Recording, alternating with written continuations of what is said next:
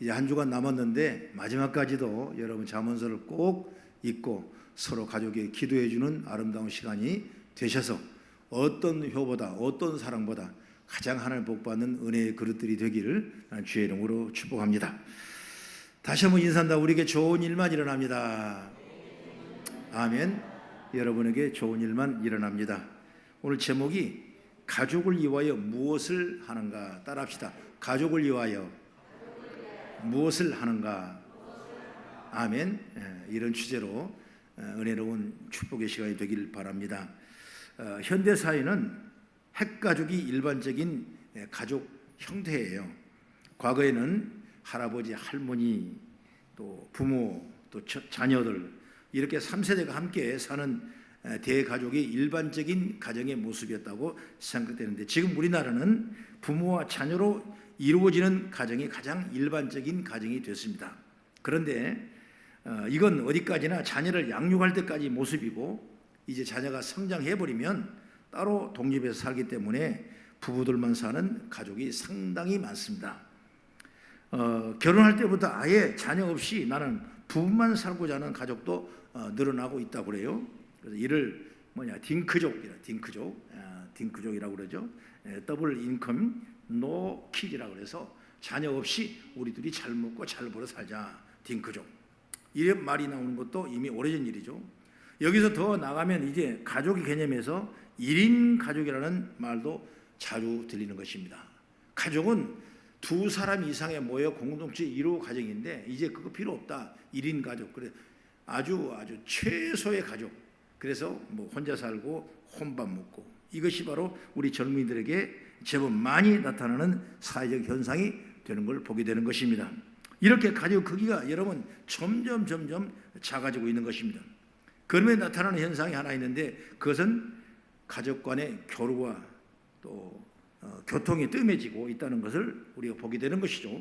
그동안 전통적인 가족의 개념 안에서는 서로가 즐거운 일이 있을 때 먼저 축하해주고 또 먼저 전화해주고 즐거워하는 게 가족이었는데 또 고민이나 어려운 문제가 있을 때도 서로 털어놓고 동생이 누나한테 털어놓고 언니한테 털어놓고 다 이렇게 내려놓고 그런 일들이 많았었는데 지금은 그게 점점 없어지고 어찌되면 혼자 내가 해결하겠다 이런 정서가 강하다고 그래요. 그래서 나이 어르신들도 혼자 내가 감당하겠다. 그래서 고독사가 생기게 되고 청소년들도 내 고민을 누구한테 말해. 내가 혼자 해결해야지 라는 생각을 하다 보니까 세계적인 자살률이 제일 많아지는 그런 안타까운 일이 지금 한국 사회에 일어난 걸 보고 그러니까 결론은 뭐냐면 가족이 붕괴되고 있는 것이에요. 그리고 우리 가족은 서로 살아야 돼요. 서로 가족이 하나가 되고 여기에 은혜가 있고 여기에 축복이 있고 여기에 행복의 통로가 세워져야 되는데 그렇지 못할 때가 너무 많다는 걸 보게 되는 것입니다. 결국 여러분 가족 안에서도 각자 도생하게 되는 거예요. 그러다 보니까 개인주의가 되는 것입니다. 이게 바로 뭐냐면 하나의 사회적 현상이 됐어요. 나 외에 다른 걸 생각하지 않아요. 나 외에 다른 것도 없어요. 개인주의, 완전히 1인주의가 되는 것입니다. 여러분 성도로 살고 있는 우리도 이런 시대적 흐름에서 비껴나지 못하고 있는 것입니다. 우리는 각자 여러분 믿음 하지만 자기 믿기에 바빠요. 가족의 믿음에 대해서는 관심을 가질 여력도 잃어버리고 말았던 것입니다. 그래서 잘 믿는 사람의 형제나 자녀 또는 권사님, 장로님 자녀들도 여러분 믿음이 없는 경우도 얼마나 많은지 몰라요. 여러분 이런 신앙에 대해 가족도 관여할 수 없는 부분이라는 건 인식이 되어 있기 때문에 이런 모습이 더 심화되고 있다는 사실을 보게 되는 걸 알게 되는 것이죠. 여러분 성경은 하나님께서 인간을 창조하실 때 먼저 가정을 창조하셨습니다. 가족 형태로 창조하셨어요. 그리고 하나님께서 당신의 계시를 나타낼 때도 뭐냐? 바로 가족이라는 걸 공동체를 통해서 하나님은 일을 하신 거예요. 그만큼 가족이라는 의미는 본질적이라는 것을 알고 있다는 걸 보게 되는 것입니다. 현 시대가 뿔뿔이 흩어지는 상황을 만들고 있지만은 이런 때 성도들은 가족에 대한 의미를 다시 새겨야 된다고 나는 생각합니다. 과거와 같이 대가족 제도로 돌아가는 모습을 만들라는 건 아닙니다. 다만 성경에서 가족을 중요하게 여기는 성도는 가족에 대해서 세상과 다른 시선과 관심을 갖는 것이 성도로서의 지혜로운 삶이다라는 걸 말씀드리고 싶는 것입니다. 그래서 오늘 제목이 가족을 위하여 무엇을 하는가. 이 주제는 하나지만은 나는 이 말씀을 통해서 가족을 위해서 할 일이 세 가지라고 말합니다. 첫째로 뭐냐? 가족을 위해서 전도를 하고 있는가? 할렐루야. 가족이 여러분 전도가 되어야 돼. 믿으시면 아멘 하십시오. 크게 좀 아멘 하세요. 아멘. 그래야 가족이 전도되는 것입니다. 내가 아멘을 못하는데 가족이 어떻게 전도가 되겠습니까?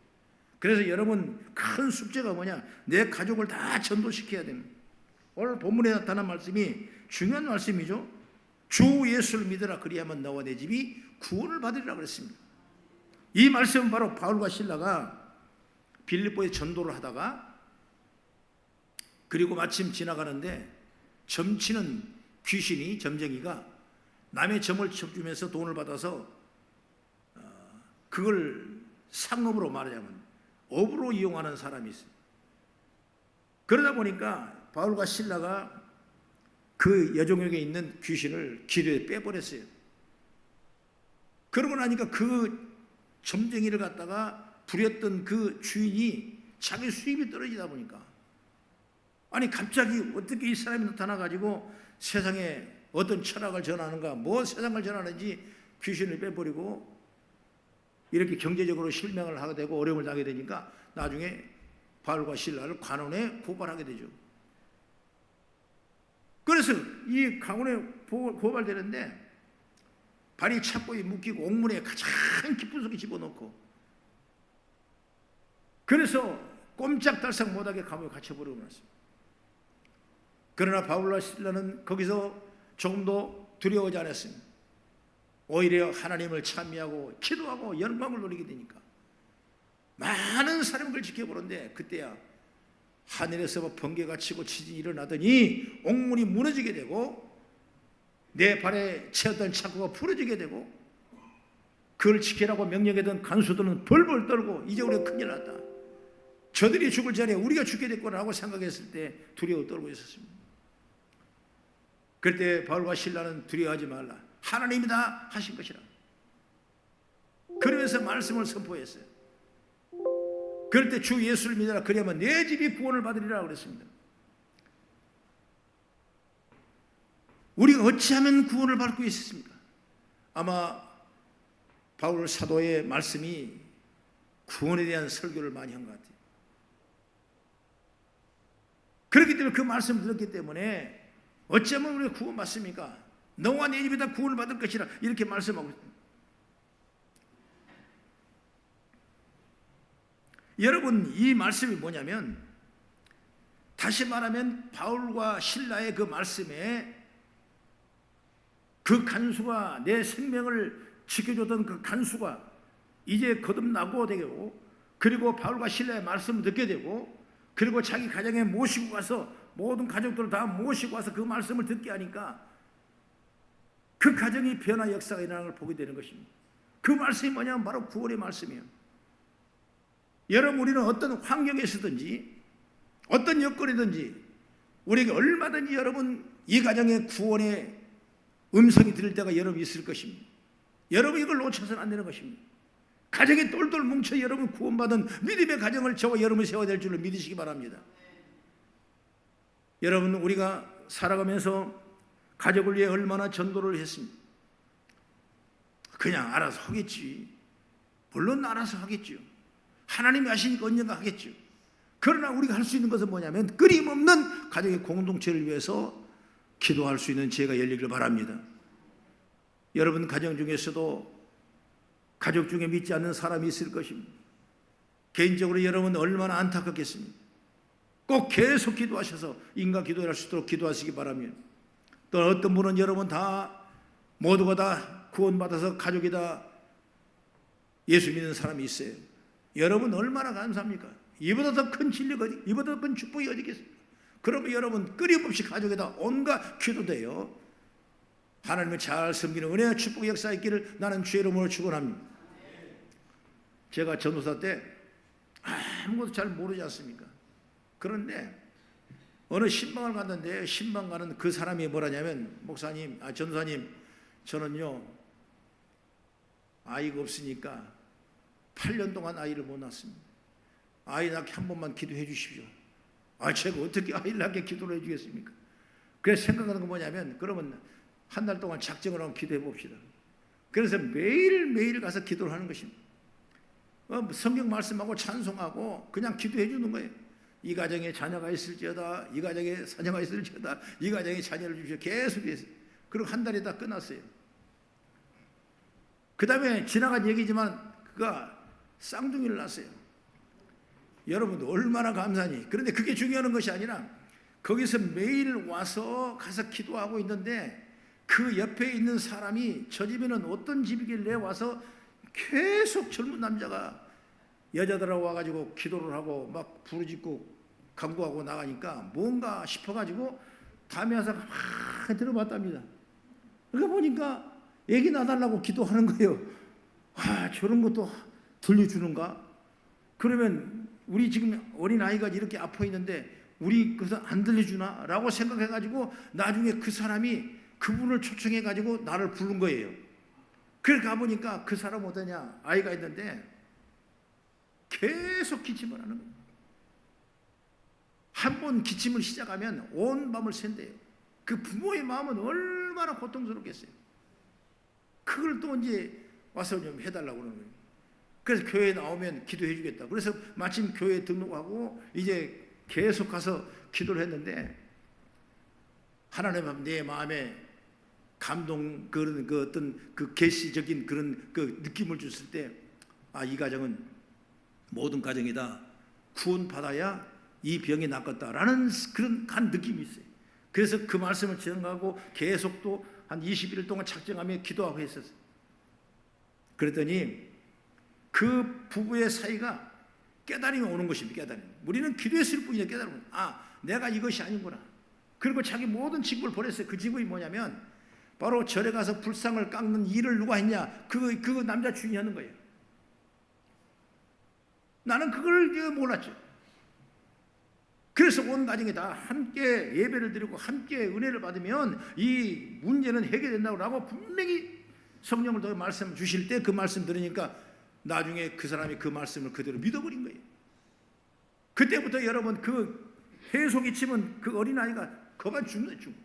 깨끗하게 소멸되고 이제 그 직을 내려놓게 되고 순천으로 가서 건국 우유라는 우유 큰 대리점을 하게 되고 지금도 여러분 얼마나 믿음으로 잘 사는지 몰라요. 하나님 여러분 우리가 필요해. 느낌. 그러면 그걸 그대로 신청하는 그 가정은 그 가정을 구원하기 위해서 그 역사가 있지만 모든 문제가 해결되는 것입니다. 여러분 이 가정 구원이 이렇게 중요한 것입니다. 악한 영에 물러가게 되어 있는 것입니다. 불신에 물러가게 되어 있는 것입니다. 고통과 질고가 물러가게 되어 있는 것입니다. 그냥 내가 문제 가지고 내가 달달 떨고 있는 것이 아니라 믿음으로 확실히 서서 온 가정이 다 예수 믿고 온 가정이 다 믿음으로 나가면 역사가 있는 줄 믿으시기 바랍니다. 그래서 우리가 중요한 건 뭐냐면 가정이 다 중요하죠. 더 중요한 건 뭐겠습니까? 온 가정이 다 예수 믿고 구원받은 역사가 임하기를 주의 이름으로 축원합니다.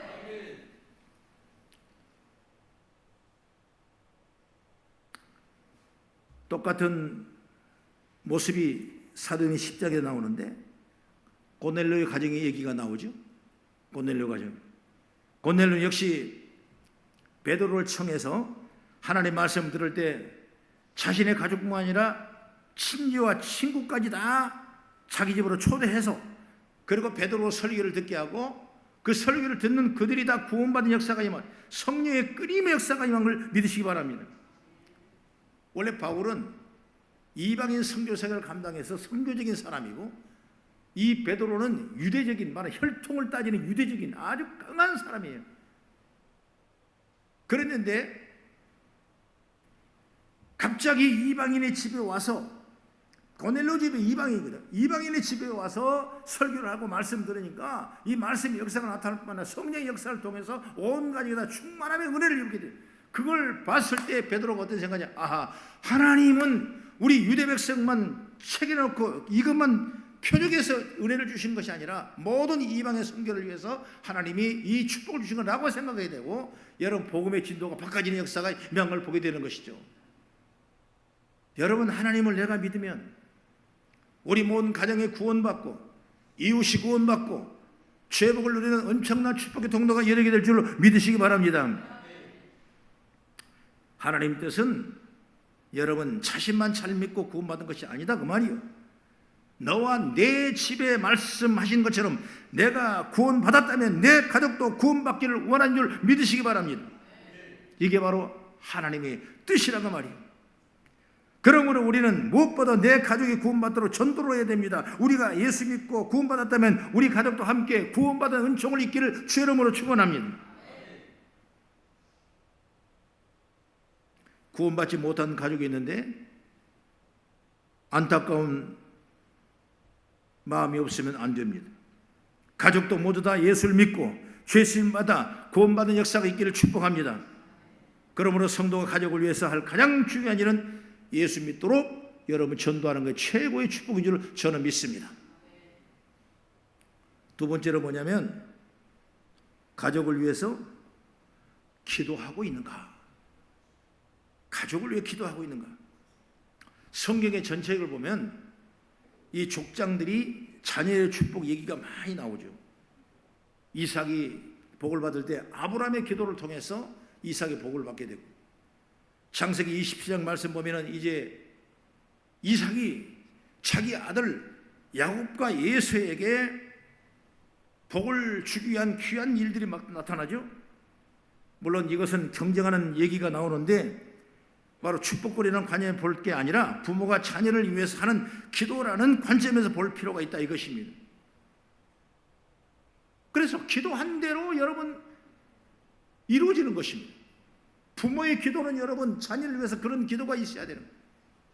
믿음으로 기도해야 되는 거예요. 아직은 이루어지지 않았다고 낙심하고 실망하지 말고 여러분 계속 부모는 자식을 위해 축복할 수 있는 그런 권리와 기도권이 있기 때문에 끊임없이 기도 역사가 있기를 주의 이름으로 축원합니다. 창세기 48장 보면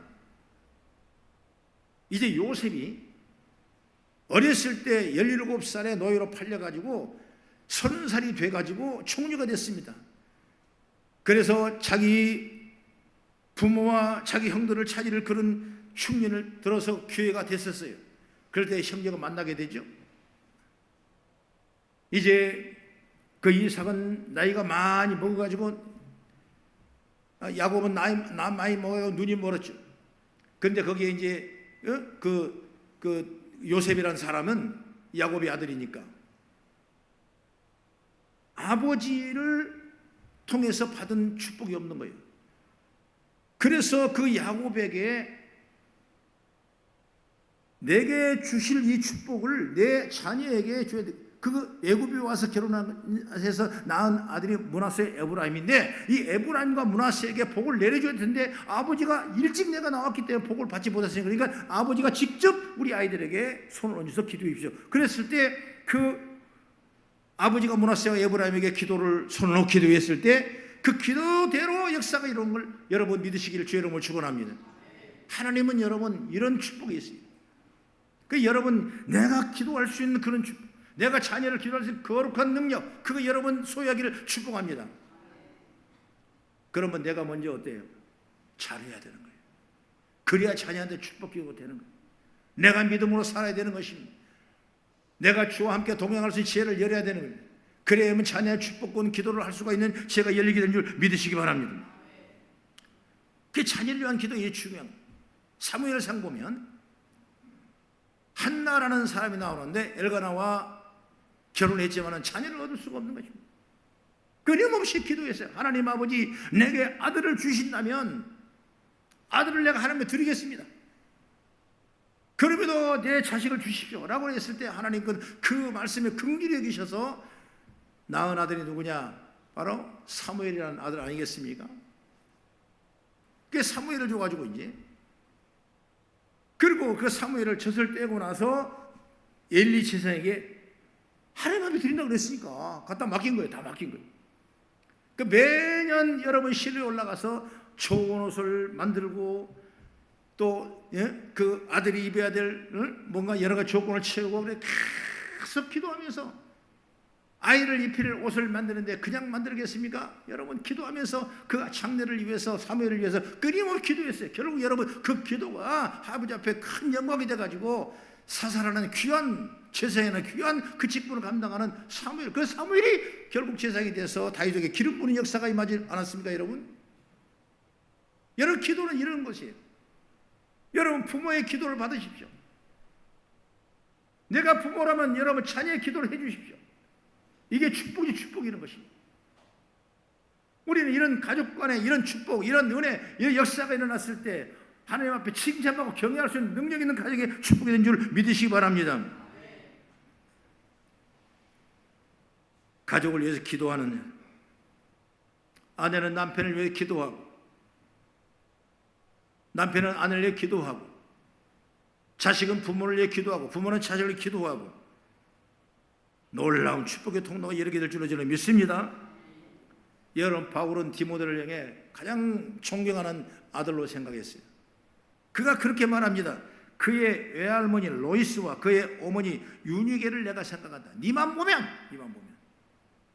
디모데 니만 보면 내 외할머니가 내 어머니가 얼마나 너를 위해 기도했는가, 나 그걸 생각한다. 여러분, 우리가 기도로 먹는 축복의 자녀가 되기를 다 주의 이름으로 축원합니다. 기도를 많이 받아야 돼요. 공주에 있는 인문대학장이던 이몬도 박사님이 국문학 교수인데 저하고 친했던 사람이에요. 그런데 옛날 입학 제도가 어떻게 됐냐면 많이 들어오고 중간에 낙제를 잘라야 되는 것이에요. 대학 정원을.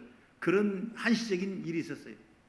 이 국문학 교수인데 이놈을 잘라니 저거야 아프고 저놈을 잘라 이놈을 자르긴 잘라야 되는데 어떻게 했습니까? 내가 물어보니까 그분이 하는 얘기가 어떻게 했냐면 종이를 다 접어놓고 이름을 접어놓고 누군지 모르니까.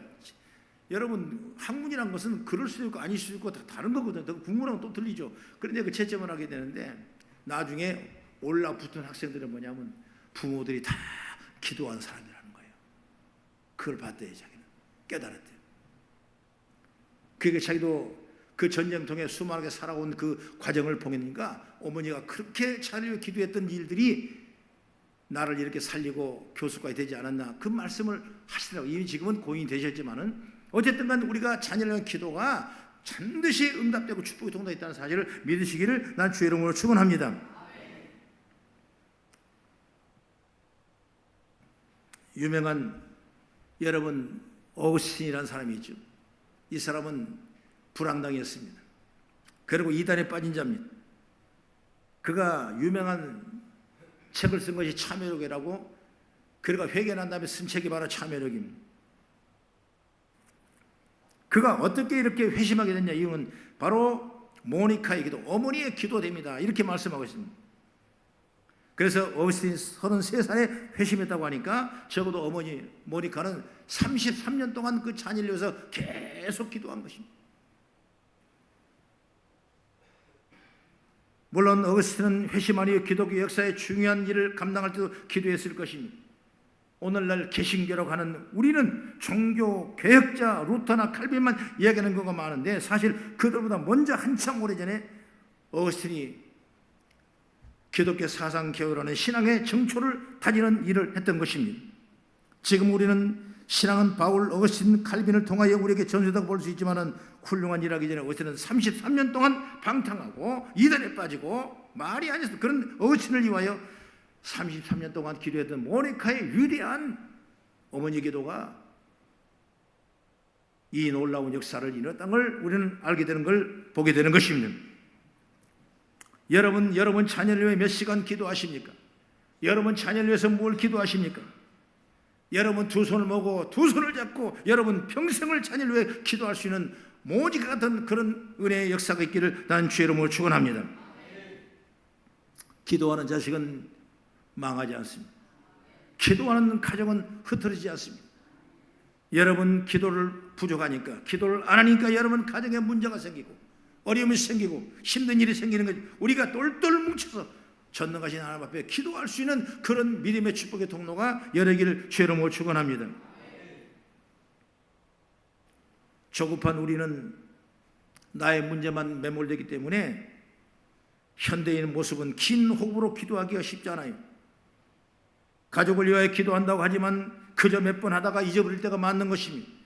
그런데 모니카는 남편을 위해 16년 동안 기도했고 자식을 위해 33년 동안 기도해서 이 아름다운 성자라는 귀한 별명을 얻을 만큼 귀한 복된 인물로 사용한 줄 믿으시기 바랍니다. 사람은 여러분 내가 하는 기도가 언제 응답되어 결실이 이룰 줄 모르는 것입니다. 그것은 여러분 하나님만 할 수 있는 거예요. 우리는 기도하는 것입니다. 우리는 이해할 수 없지만은, 답답하지만, 지금도 우리는 기도해서 우리 가족이 변하지 않은 것 같지만은 하나님은 당신의 때를 기다리고 있다는 사실을 믿으시기를 축복합니다. 그렇기 때문에 중요한 건 뭐냐면 지치지 말고 기도하라 이것입니다. 할렐루야. 여러분 지치면 그때로 실패하는 것입니다. 지금은 실패하는 것이 아닌 것입니다. 지치지 말고 여러분 계속 기도하십시오. 계속 기도로 앞으로 올라가십시오. 지치려고 하면 또 기도하십시오. 안 되면 여러분 더 기도하십시오. 그래서 나는 우리 성도의 가정들이 다 하나가 되고 한 몸이 되고 한 뜻이 되어 주를 온전히 섬기며 믿음으로 승리하는 아름다운 가정으로 세워가는 역사가 있기를 난 주의 이름으로 축원합니다. 그리고 세 번째 마지막으로 가족에게 선한 모습을 보이고 있는가? 서로 가족끼리 가족 간에 선한 모습으로 보이는가? 아내는 남편에게 선한 모습으로 보여줘야 됩니다.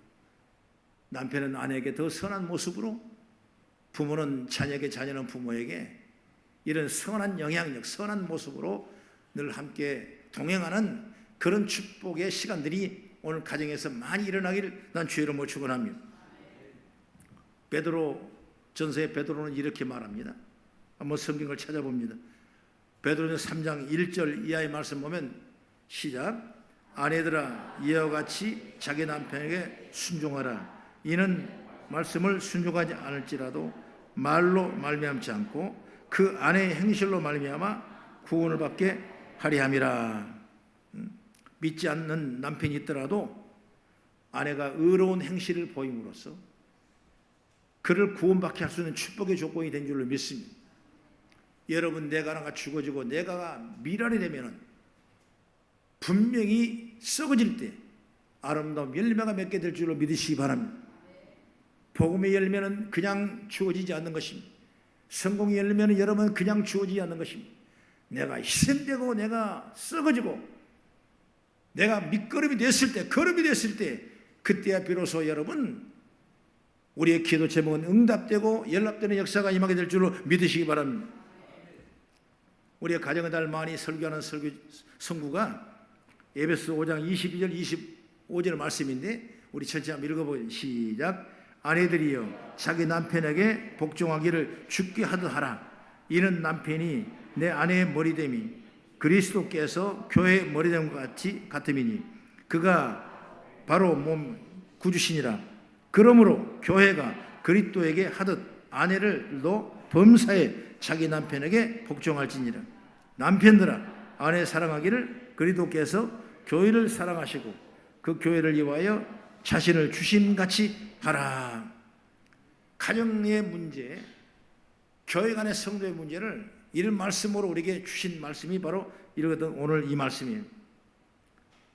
남편에게 복종하기를 죽게 하듯하고 아내는 남편을 섬길 때 주님을 섬기듯이 그렇게 하라.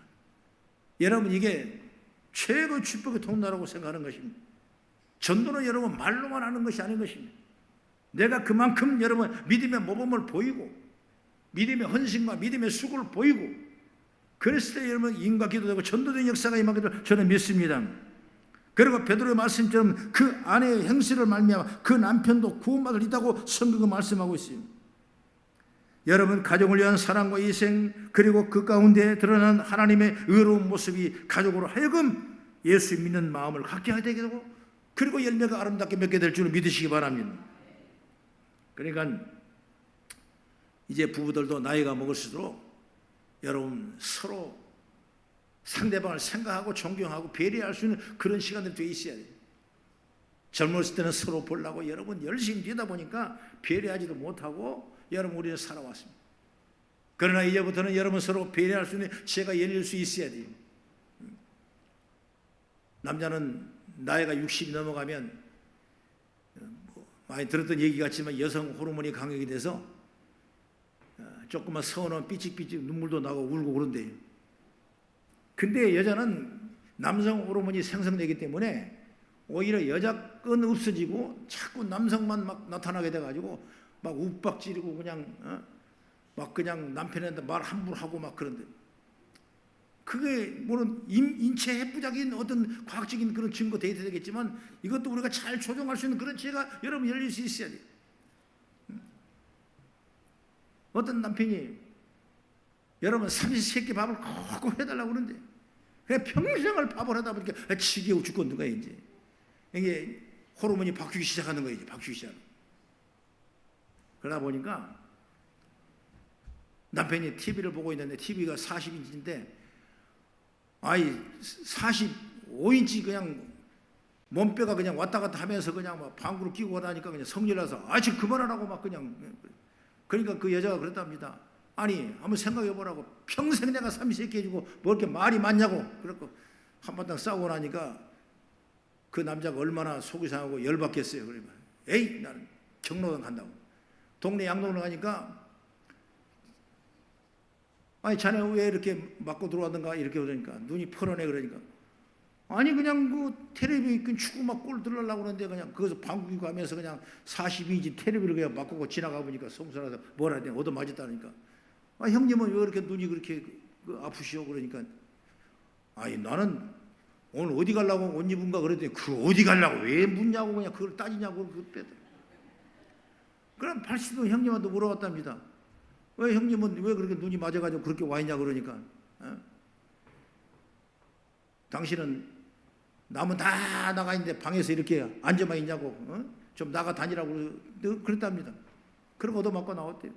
그것도 이제 제일 큰 형님이 또 이제 거의 100살이 다 돼가는데 90살 가는데 그 형님은 왜 그만 들었습니까? 아니 눈을 떴더니 다른 사람은 다 밖에 나가 있는데 왜 지금 눈 뜨고 나오냐 그럽니다. 그런 재미있는 그런 에피소드가 있어요. 가정 살아가는 건 여러분 모르는 거예요. 여러분 중요한 건 뭐냐면 우리가 서로 예수 믿고 구원받고 있는 가정이 얼마나 귀합니까? 할렐루야. 서로 배려하고 섬기고 나누고 사랑하고 도와주고 서로 기도해주고 이런 축복의 통로가 오늘 가정의 날을 통해서 우리 모든 성도에게 흘러 넘쳐나기를 나는 주의 이름으로 축원합니다.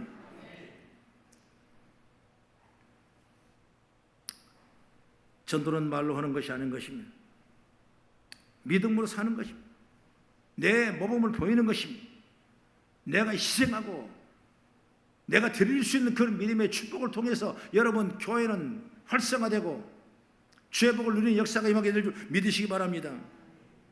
여러분 교회도 마찬가지. 내가 주어진 일이라면 맡았다면 여러분 최선을 다하고 열심히 하고 주님을 섬기듯 하라고 분명히 섬기고 말씀하고 있는 것입니다. 남편들아 아내 사랑해 그리도 교회를 사랑하듯 하라고 말씀했습니다. 우리가 이런처럼 희생하고 열심히 하고 믿음으로 살아가면 하나님께서는 우리의 모든 가정을 더 책임져 주시고 복을 내려주시고 좋은 길로 우리 길을 인도하게 될 줄로 믿으시기 바랍니다. 그러니 우리는 하나님이 하라고 하신 사랑하기를 특히 가족 사랑하기를 온전히 실천해서 감동을 줄 수 있어야 될 줄 믿습니다. 가족이 감동하고 구원받을 때 그 역사는 힘있게 주변으로 흘러 넘쳐가게 될 줄로 저는 믿습니다. 다시 한번 말씀합니다. 가족을 위하여 무엇을 합니까? 전도하고 있습니까? 여러분 기도하고 있습니까? 사랑하며 헌신하고 있습니까? 그럴 때 가족 구원이 받게 되고 하나님의 일에 힘쓰는 복된 자가 될 줄로 믿습니다. 올 한 달 동안 우리가 기도하면서 나왔던 이 축복들이 여러분 가정을 다 구원받아 하나님의 자녀가 되기를 주의 이름으로 축원합니다. 기도하겠습니다.